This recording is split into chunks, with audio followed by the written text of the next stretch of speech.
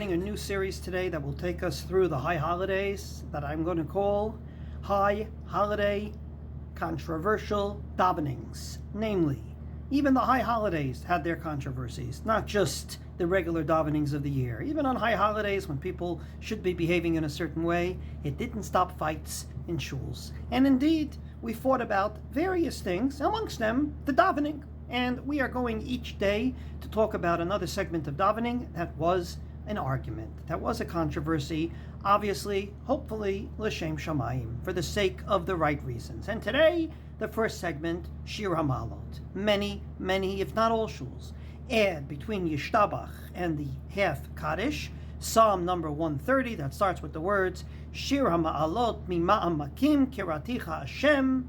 God, I'm calling to you from the depths. You probably know it because we say it so often, literally starting from Rosh Hashanah, going all the way through Yom Kippur, every day between Yishtabach and the half Kaddish after the Yishtabach. The source of this is in the Magen Avraham. He says, Uvaktavim, meaning in the works of the Arizal, Katav Lomar, Ba'aseret Yemei HaTshuva, Mizmor Mimamakim Kiraticha Ben Yishtabach Li Yotzer. What could be the problem? So, the problem is the following.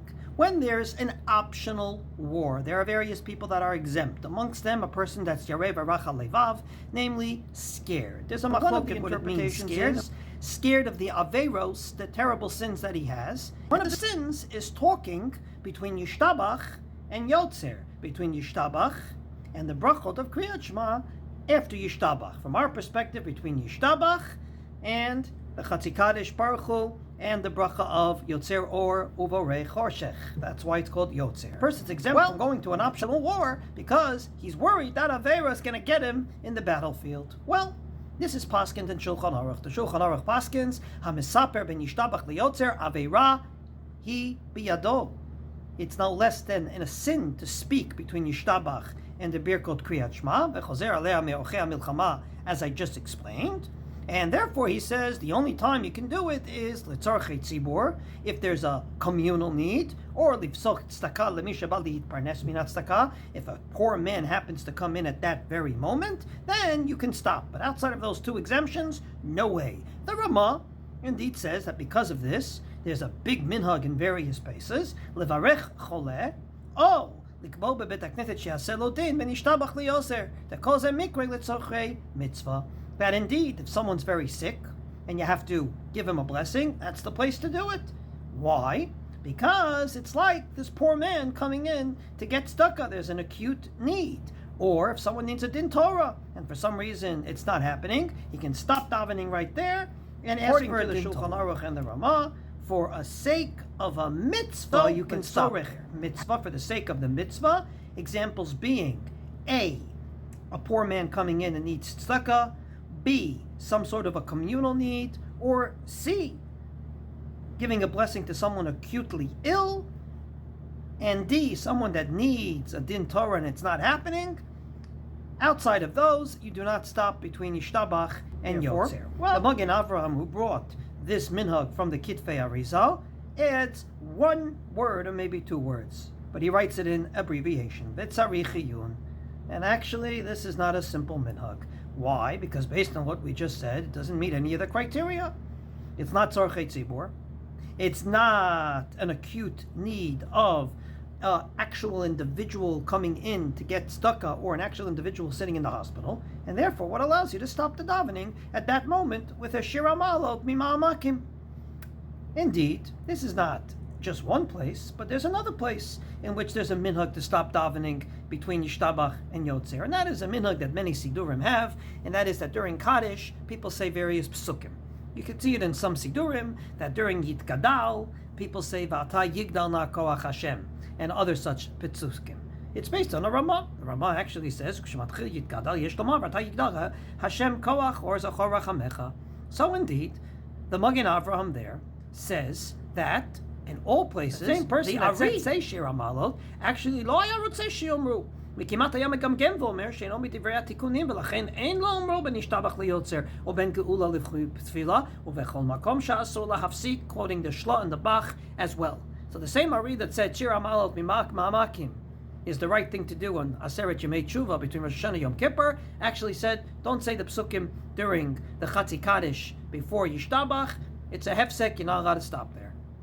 Interesting. Well, the Magen Avraham himself says, look in the Rashal, he allows it. And indeed, the Rashal explains the following. You can't stop between Yishtabach and the Bרכות Kriyat Shema for something that's stam.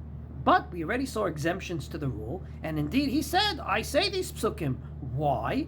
And I quote, "Lo asula afsik ela milte divrei havayu vatala, aval shevach min amerab shita desharei." You're not allowed to stop there only for things that are stam talk. But if it's praise to God or something that has to do with the agenda of that day called me'ein hame'ora, then you're allowed to stop. So since this psalm talks about Tshuva, and it is on the agenda of the day, and it's not divrei havayu vatala, it's not stam talk, obviously it would meet the criteria, and you're allowed to stop. Comes along and quotes a Rambam, no more and no less. The Rambam says that there was once a minhag to actually say Shirat Hayam, Az Yashir, as we say, and he says, when did they say it? Yesh mekomot shenagu behem likot b'chol yom shebavarchin yishtabach Shirat Hayam. After Yishtabach, they would say Shirat Hayam, Az Yashir, and then Kaddish. That's a hefsek between Yishtabach and Yotzer. Rambam codifies it. So obviously, according to the Rambam, it's okay. It's Divrei Shevach, Az Yashir, the song they sang on the Sea of Reeds. It's probably fine. And indeed, he says, some people say Ha'azinu there. Also a beautiful song. To the Rambam, for sure, there's no problem, and that's probably what the Rasha was based on. Well, the halacha, it seems like most shuls do it. Rav Soloveitchik was machmir on this point, and in his shul, they said it before Yishtabach. So they basically said it after Az Yashir, before Yishtabach on a weekday, or on Shabbos and Yontif before Nishmat. So I would say that the Shir HaMa'alot Mimamakim is indeed a minhag from the Arizal, very common, justified by it not being stam talk, but necessary talk of Me'ein HaMe'ora, and namely the agenda of the day, Tshuva, and therefore Moshe will say it at that place. If you want to be machmir, then either don't say it, or say it before Yishtabach, on a weekday before Yishtabach, and on a Shabbos and Yontiv before Nishmat, since Nishmat is one bracha.